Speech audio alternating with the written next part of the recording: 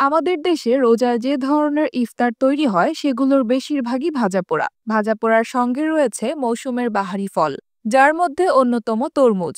তরমুজ যেমনি রসালো তেমনি স্বাদেও অনন্য। এবারের ইফতারের অন্যতম অংশ হতে পারে তরমুজ।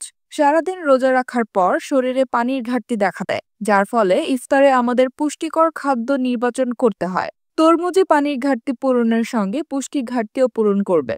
দীর্ঘ সময় পানাহার থেকে বিরত থাকার কারণে শরীর পানিশূন্য হয়ে পড়ে, তাই ইফতারের সময় তরমুজ খেলে সে ঘাটতি অনেকাংশে পূরণ করা যায়। সেই সঙ্গে পুষ্টির ঘাটতিও পূরণ হয়। তরমুজে পটাশিয়ামের পাশাপাশি ইলেক্ট্রোলাইটও থাকে, যা সঠিক তারল্য ভারসাম্য বজায় রাখতে সাহায্য করে এবং পেশির কার্যকারিতায় সহায়তা করে। তাই ইফতারে তরমুজ রাখতেই পারেন। তরমুজে প্রচুর পরিমাণে ভিটামিন এ এবং সি থাকে, যা রোগ প্রতিরোধ ক্ষমতা বৃদ্ধি করে। ইফতারে তরমুজ রাখলে পানিশূন্যতার পাশাপাশি সুস্থতাও বজায় থাকবে। যারা এবারের রোজায় ডায়েট বা ওজন কমাবেন বলে ভাবছেন, তারা ইফতারে তরমুজ রাখতে পারেন। তরমুজ এমন একটি ফল যা ওজন বৃদ্ধির ভয় ছাড়াই মিষ্টি খাবার উপভোগ করতে দেয়।